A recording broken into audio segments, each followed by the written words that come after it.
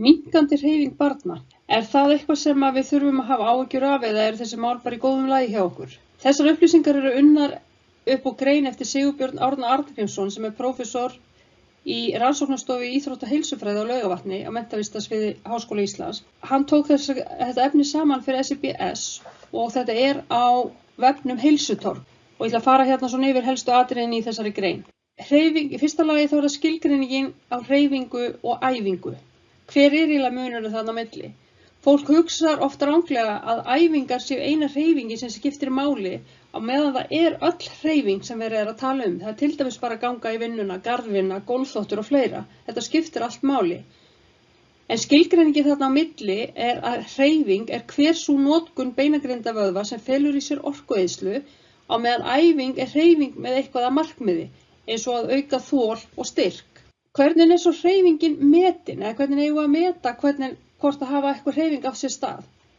Allar athafnir hafa verið reiknaðar út frá grunnorkuþörfinni, en grunnorkuþörfin er sú orkunotkun sem líkaminn þarf í fullkominni hvíld, þegar hann er ekki að gera neitt. Þær athafnir sem svo krefjast orkunotkunar sem eru 3 til 6 sinnum þessi grunnorkuþörfin eru taldar meðalerfiðar.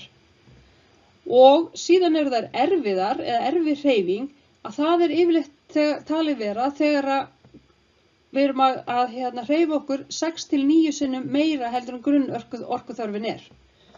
Þetta er svona aðal skilgreining eða hvernig þetta er mælt. Svo er það spurningin hvernig er svo þetta mælt, hvernig hreyfingin er. Og það er búið að fara nokkra leiðir að því. Í fyrstu var notast við spurningalista eða viðtöl til að meta ákveðð og lengd hreyfingar.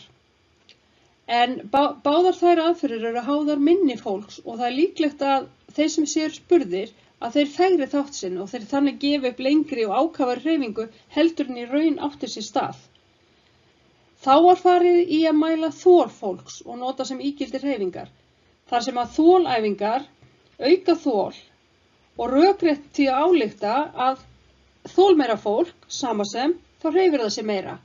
En það sem truflar í þessari mælingu er að þol er líka talsvert háð erfðum og það er því ekki alveg hægt að setja saman samasemmerki þarna milli þols og hreyfingar.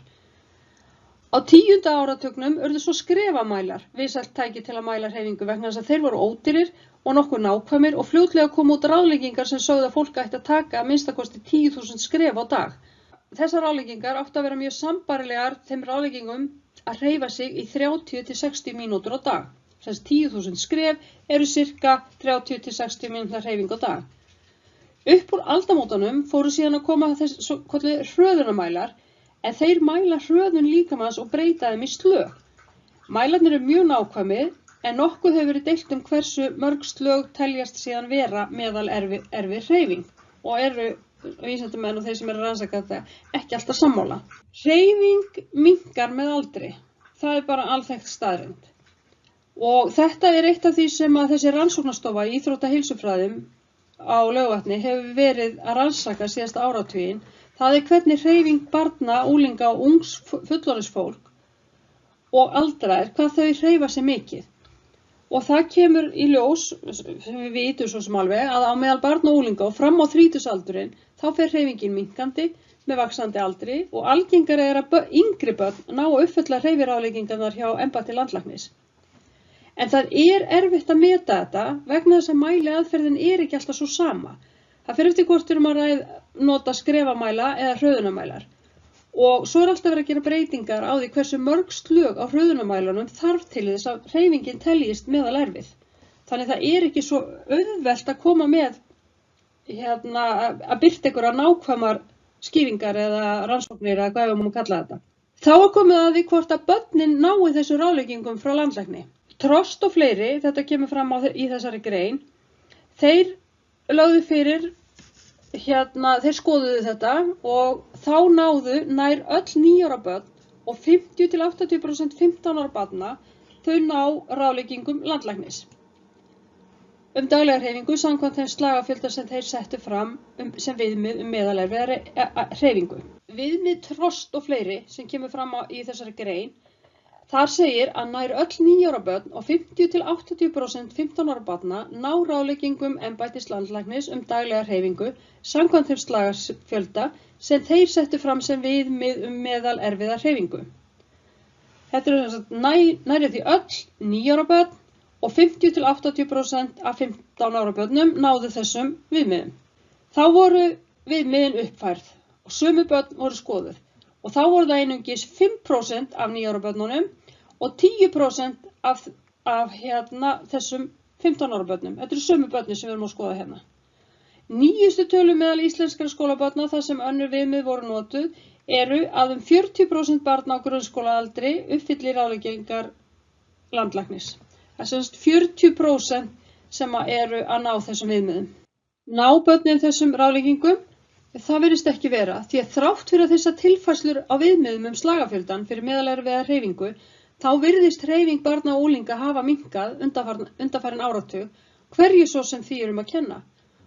Og því við verðum samt að muna það að hreyfing eldri barna og unglinga hefur alltaf verið minni heldur en hina yngri, þannig að tækninýjungar spila ólíklega stórt hlutverk hjá þeim, þó það hreyfingi sé að fara minnkandi hjá eldri krökkunum. Talið að skjátími taki upp eitthvað af þeim tíma sem áður fór í hreyfingu og það þekkt á meðal foreldra að börn spili frekar fótbolta í leikjatölvu heldur en að fara út og spila raunverulegan fótbolta. Er ungt fólk að breytast í gamalmenni? Það er spurningin. Í íslenskri rannsókn frá 2007 kom fram að þriðjungur 18 ára unglinga taka 10.000 skref á dag. Hreyfing ungmenna yfir 8 ára tímabil frá 15 til 23 ára minnkaði mikið og við 23 ára aldurinn var hreyfingin svo lítil að það var hægt að bera hana saman við hreyfingu gamalmenna sem voru komin hátt á áttræðisaldurs. Og þetta er verulegt áhyggjuefni ef að þetta er rétt. Er hægt að snúa þessari þróun við? Já, það virðist, svarið er eiginlega bara svona fljótlegt að segja já, það hefur tekist. Það var skoðað hreyfingu hjá 7 ára börnum og þetta var svona íhlutunaræfing og fór fram í skólum og hafði það markmiði að auka hreyfingu á skólatíma, þannig að hvert barn fengi 60 mínútur hreyfingu á dag í skólanum. Og þetta var ekki gert með því að fjölga íþróttateymum, heldur með því að auka hreyfingu í hefðbundnum bóknámsgreinum. Börnin urðu einnig viljugri til að sinna bóknáminu eftir hreyfinguna, sem er mjög svona skemmtileg svona fylgikvilli? Nei, varla. Það er kynjamunur á hreyfingu og það er ekki vitað hvað er það sem veldur því, en þó er talið að karlpenningurinn almennt velji sér áhugamál og vinnu sem krefjist meiri hreyfingar. Drengir eru til að mynda mun líklegri til að leika sér í ærslafullum leikjum með hlaupum og jafnvel slagsmálum á meðan stúlkur eru oftast í aðeins rólegri leikjum. Drengir hreyfa sig að jafnaði meira en stúlkur, karlar hreyfa sig að jafnaði meira en konur, en svo ef við skoðum þroskahömlu börn að þá finnst engin kynjamunur á hreyfingu með barna og unglinga með þroskahömlun. Líklegasta ástæðan fyrir því er talin vera sú að hreyfing barna með þroskahömlun var svo lítil að hún var lítið meira heldur en bara athafnir daglegs lífs og því var engin kynjamunur á því hverju voru að hreyfa sig meira. Börn með þroskahömlun og hreyfing, það var verulegu munur á daglegri hreyfingu þessa hóps og almennra skólabarna. Engin munur var á hreyfingu þeirra fyrrnefndum helgar og á virkundögum meðan að almenn skólabörn hreyfðu sig meira á virkundögum en helgar. Meira af hreyfingu barna með þroskahömlun átti sér stað á skólatíma samanborið við eftirskóla en engin slíkur munur fannst á meðal almennra skólabarna. Börn með þroskahömlun voru þar fyrir utan mun líklegri til að taka þátt í íþróttum sem stundaðir af lágri ákveð, eins og til dæmis boccia, göngu eða dans, meðan að almenn skólabörn tóku frekar þátt í íþróttum að hárri ákveð eins og fótbolta, handbolta eða frjálsíþróttum. Hærra hlutfall barna með þroskahömlun stundaði hreyfingu eða æfingar til að léttast á meðan almenn skólabörn hreyfðu sig fyrst og fremst til að vera betri í ákveðinni íþrótt eða til að komast í betra form. Samantekt aðeins yfir þetta er að hreyfing fólks á þrítugsaldri er mjög lítil og börn með þroskahömlun hreyfa sig lítið umfram athafnir daglegs lífs. Því má reikna með að heilsufar Íslendinga fari hrakandi á komandi árum verði ekki gert neitt. Skólarnir eru hér í lykilhlutverki og geta haft verulega áhrif á hreyfingu með fjölgun íþróttatíma og með því að auka hreyfingu í bóknámstímum.